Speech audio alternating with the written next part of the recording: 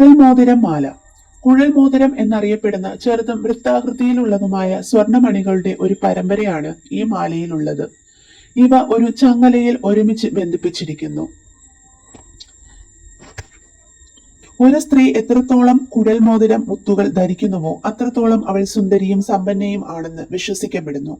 കുഴൽമോതിരം മാലയുടെ ചോക്കർ ശൈലിയിലുള്ള രൂപകൽപ്പന പലപ്പോഴും മധ്യഭാഗത്ത് കല്ല് കൊത്തിയെടുത്തതും വശങ്ങളിലെ കഷ്ണങ്ങളും ധരിക്കുന്നയാളുടെ കഴുത്തിന്റെ ഭംഗി വർദ്ധിപ്പിക്കുന്നു.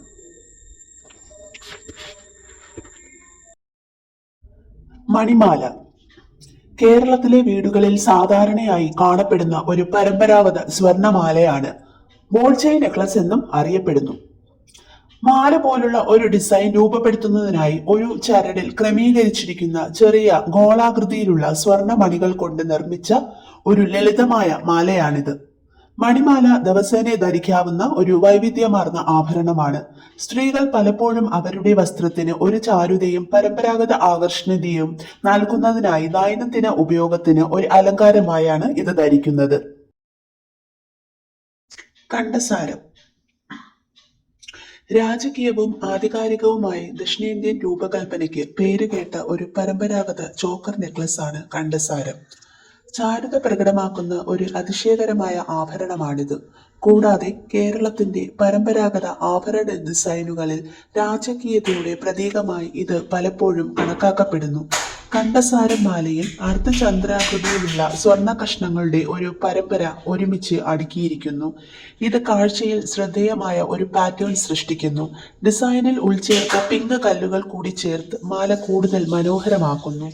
ഇത് മൊത്തത്തിലുള്ള സൗന്ദര്യത്തിന് നിറത്തിന്റെയും ഊർജ്ജസ്വലതയുടെയും ഒരു സ്പർശം നൽകുന്നു. അവിൽമാല. അരി അടരുകളിൽ നിന്ന് പ്രചോദനം ഉൾക്കൊണ്ട ഒരു പരമ്പരാഗത നെക്ലസ് ഡിസൈനാണ് അവിൽമാല. പഫ് ചെയ്തതും പരന്നതുമായി അരിയോട് സാമ്യമുള്ള നീളമുള്ള ബീഡ് പോലുള്ള ഘടകങ്ങളുടെ ഒരു പരമ്പര ഈ നെക്ലസിലുണ്ട്. സങ്കീർണമായ ഈ കഷ്ണങ്ങൾ സൃഷ്ടിക്കുന്ന വൈദഗ്ധ്യമുള്ള കരകൗശല വിദഗ്ധരുടെ കലാവൈഭവത്തിനും കരകൗശല വൈദഗ്ധ്യത്തിനും ഈ അതുല്യ ഡിസൈൻ ഒരു തെളിവാണ്. മറ്റ് പരമ്പരാഗത മാലകളെ അപേക്ഷിച്ച് അവിൽമാല മാലയുടെ നീളം കുറവാണെങ്കിലും അത് അത്ര മനോഹരമല്ല. അരിയുടെ അടരുകളെ അനുസ്മരിപ്പിക്കുന്ന നീളമേറിയ മണികൾ ഒരുമിച്ചു ചേർത്ത് മനോഹരമായ ഒരു കഴുത്ത് ഉണ്ടാക്കുന്നു. ഓരോ കൊന്തയും ഒരു ഇതളിന്റെ ആകൃതിയിലാണ്. മധ്യഭാഗത്ത് ഒരു പ്രത്യേക രൂപരേഖയും മുകളിലേക്ക് ഒരു മൃദുവായ ചരിവുമുണ്ട്. കേരളത്തിൽ അരിക്ക് വലിയ സാംസ്കാരികവും പ്രതീകാത്മകവുമായ പ്രാധാന്യമുണ്ട്. സമൃദ്ധിയുടെയും നല്ല ആരോഗ്യത്തിന്റെയും പ്രതീകമായി ഇത് കണക്കാക്കപ്പെടുന്നു. കൂടാതെ വിവിധ ആചാരങ്ങളിലും ചടങ്ങുകളിലും ഇത് ഒരു പ്രധാന പങ്ക് വഹിക്കുന്നു. കാശുമാല. ഇന്ത്യയിലെ കേരളത്തിൽ നിന്നുള്ള ഒരു പരമ്പരാഗത നീളമുള്ള മാലയാണ് കാശുമാല. ഈ പ്രദേശത്തിന്റെ സംസ്കാരത്തിലും പൈതൃകത്തിലും ഒരു പ്രത്യേക സ്ഥാനം വഹിക്കുന്നു. സമൃദ്ധിയുടെയും ശക്തിയുടെയും പ്രതീകമായി കണക്കാക്കപ്പെടുന്ന കാശുമാല പരമ്പരാഗതമായി കേരളത്തിലെ നായർ നമ്പൂതിരി സ്ത്രീകൾ വിലമതിച്ചിരിക്കുന്നു. തലമുറകളിലൂടെ കൈമാറ്റം ചെയ്യപ്പെടുന്ന ഇത് കേരള വധുവിന്റെ വസ്ത്രധാരണത്തിൽ ഒരു പ്രധാന സ്ഥാനം വഹിക്കുന്നു. നിരവധി നാണയങ്ങൾ ചേർത്ത് സങ്കീർണമായി നിർമ്മിച്ച ഒരു മാലയാണ് കാശുമാല. ഈ നാണയങ്ങളിൽ പലപ്പോഴും ലക്ഷ്മി ദേവിയുടെ എംബോസ് ചെയ്ത രൂപം കാണാം. അതിനാൽ ഈ മാലയെ ലക്ഷ്മി ഹാർ എന്നും വിളിക്കുന്നു. സമ്പത്തിന്റെയും സമൃദ്ധിയുടെയും ദേവതയായ ലക്ഷ്മി ദേവിക്ക് ഹിന്ദു വിവാഹങ്ങളിൽ വലിയ പ്രാധാന്യമുണ്ട്. ഭൗതികവും ആത്മീയവുമായ സമൃദ്ധിക്ക് വേണ്ടി അനുഗ്രഹങ്ങൾ തേടുന്നതിന്റെ പ്രതീകമായി കാശുമാല പ്രവർത്തിക്കുന്നു. കഴുത്തില. ഇന്ത്യയിലെ കേരളത്തിൽ നിന്നുള്ള ഒരു പരമ്പരാഗത സ്വർണ്ണാഭരണമായ കഴുത്തില ഇലയിൽ നിന്ന് പ്രചോദനം ഉൾക്കൊണ്ട രൂപകൽപ്പനയിലൂടെ ലാളിത്യവും ചാരുതയും പ്രകടിപ്പിക്കുന്നു.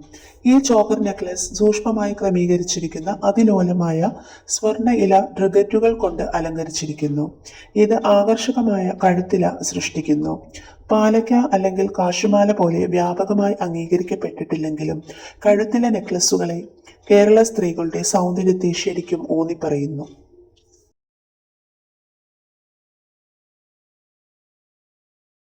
ഒറ്റയ്ക്കൽ നാഗപടമാല എന്നും അറിയപ്പെടുന്ന നാഗപടത്താലി ഇന്ത്യയിൽ നിന്നുള്ള ഒരു പരമ്പരാഗത നെക്ലസ് ഡിസൈനാണ്. സ്നേക് ഹുക്ക് എന്നും ഇതിനെ വിവർത്തനം ചെയ്യുന്നു. ഈ മാലയുടെ രൂപകൽപ്പന ഒരു പാമ്പിന്റെ തൊപ്പിയുടെ ആകൃതിയോട് സാമ്യമുള്ളതാണ്. അതിനാൽ നാഗപടത്താലി എന്ന പേര് ലഭിച്ചു. പച്ച നിറത്തിലുള്ള കല്ലുകൾ പലപ്പോഴും മരതകം അല്ലെങ്കിൽ മറ്റ് പച്ച നിറത്തിലുള്ള അർദ്ധവിലയേറിയ കല്ലുകൾ, അതുപോലെ മാണിക്യങ്ങൾ എന്നിവ കൊണ്ട് അലങ്കരിച്ച സ്വർണ്ണ മോട്ടിഫുകൾ ഉപയോഗിച്ചാണ് നാഗപാദത്താലി നിർമ്മിച്ചിരിക്കുന്നത്. പാമ്പിന്റെ ഹുഡുകളുള്ള ആകൃതിയിലുള്ള ഈ മോട്ടിഫുകൾ ഒരു ക്രമത്തിൽ ക്രമീകരിച്ച് ഒരു സ്വർണ്ണ ശൃംഖലയിൽ ഘടിപ്പിച്ചിരിക്കുന്നു. മാലയുടെ മൊത്തത്തിലുള്ള രൂപകൽപ്പന പാലക്കാമാലയ്ക്ക് സമാനമാണ്. പക്ഷേ ഇലയുടെ ആകൃതിയിലുള്ള മോട്ടിഫുകൾക്ക് പകരം അതിൽ സർപ്പ ഹുഡിന്റെ ആകൃതിയിലുള്ള മോട്ടിഫുകൾ ഉണ്ട്. കേരളത്തിൽ ഈ രൂപകൽപ്പനയ്ക്ക് സാംസ്കാരികമായും മതപരമായും വലിയ പ്രാധാന്യമുണ്ട്. ഈ പ്രദേശത്തിലെ ചില മതപാരമ്പര്യങ്ങളിൽ പാമ്പുകളെ ബഹുമാനിക്കുകയും ആരാധിക്കുകയും ചെയ്തിട്ടുണ്ട്. കൂടാതെ നാഗപാദത്താലി ധരിക്കുന്നത് ദൈവിക സംരക്ഷണവും അനുഗ്രഹങ്ങളും നൽകുമെന്നും വിശ്വസിക്കപ്പെടുന്നു. പുലിനകമാല. പുലിനകമാല ടൈഗർ ക്ലോ നെക്ലസ് എന്നും അറിയപ്പെടുന്നു. ഇത് ഇന്ത്യയിലെ കേരളത്തിൽ നിന്നുള്ള ഒരു ലോലവും പരമ്പരാഗതവുമായ ആഭരണമാണ്. തുടക്കത്തിൽ കടുവ നഖങ്ങളുടെ ആകൃതിയിലുള്ള പെൻഡന്റുകൾ മുൻകാലങ്ങളിൽ യോദ്ധാക്കൾ ധരിച്ചിരുന്നു. പിന്നീട് കേരളത്തിലെ വൈദഗ്ധ്യമുള്ള ആഭരണ വ്യാപാരികൾ പുലിനാഗമാല എന്നറിയപ്പെടുന്ന ഈ കടുവ നഖ പെൻഡന്റുകളിൽ നിന്ന് പ്രചോദനം ഉൾക്കൊണ്ട് ചോക്കർ നെക്ലസുകൾ നിർമ്മിച്ചു. പരമ്പരാഗത കേരളീയ സാരികൾ ധരിക്കുമ്പോൾ കേരളീയ സ്ത്രീകൾ സാധാരണമായി ഈ കാലാതീതമായ ആഭരണം അലങ്കരിക്കാറുണ്ട്. മുത്തുകൾ വിവിധ നിറങ്ങളിൽ ലഭ്യമാണ്. കൂടാതെ മാല ചെറുതും ചോക്കർ ശൈലിയിലുള്ളതുമായ ഒരു പീസോ അല്ലെങ്കിൽ നീളമുള്ള ചെയിനോ ആകാം. ഇതിന്റെ നീളം കണക്കിലെടുക്കാതെ കടുവയുടെ ഗാംഭീര്യത്തെ അനുസ്മരിപ്പിക്കുന്ന നിലനിൽക്കുന്ന ഒരു മുദ്ര പതിപ്പിക്കുന്ന അതിശയകരവും രാജകീയവുമായ ഒരു ദൃശ്യ ആഭരണമാണിത്. കരിമണിമാല. കരിമണിമാലയുടെ രൂപകൽപ്പനയിൽ കറുത്ത മണികളും സ്വർണ്ണമണികളും ചേർന്നതാണ്. വടക്കേ ഇന്ത്യയിലെ വിവാഹിതരായ സ്ത്രീകൾ ധരിക്കുന്ന മംഗലസൂത്രത്തിന് സമാനമാണിത്. കരിമണി എന്ന പദം മലയാളത്തിൽ കറുത്ത മണികൾ എന്നാണ് വിവർത്തനം ചെയ്യുന്നത്. മാലയിൽ സാധാരണയായി ഒരു സ്വർണ്ണ പെൻഡന്റ് ഉൾപ്പെടുന്നു. അത് വിലയേറിയതോ അർദ്ധവിലയേറിയതോ ആയ കല്ലുകൾ കൊണ്ട് അലങ്കരിച്ചിരിക്കാം. കരിമണി മാലയെ മംഗലസൂത്രത്തിൽ നിന്ന് വ്യത്യസ്തമാക്കുന്നത് സ്വർണ്ണമണികൾക്കൊപ്പം കറുത്ത മണികൾ മാത്രം ഉപയോഗിക്കുന്നു എന്നതാണ്. അതേസമയം മംഗലസൂത്രത്തിൽ സ്വർണ്ണ മണികൾക്ക് പുറമെ വെള്ള, ചുവപ്പ് അല്ലെങ്കിൽ കറുപ്പ് മണികളും ഉൾപ്പെടുത്താം. പരമ്പരാഗതമായി കരിമണിമാലയുടെ ഡിസൈനുകൾ കൂടുതൽ ആധുനിക പതിപ്പുകളായി താരതമ്യപ്പെടുത്തുമ്പോൾ ഭാരം കൂടുതലായിരുന്നു. വിവാഹത്തിന്റെ പ്രതീകമായി ഈ മാലയ്ക്ക് പ്രാധാന്യമുണ്ട്.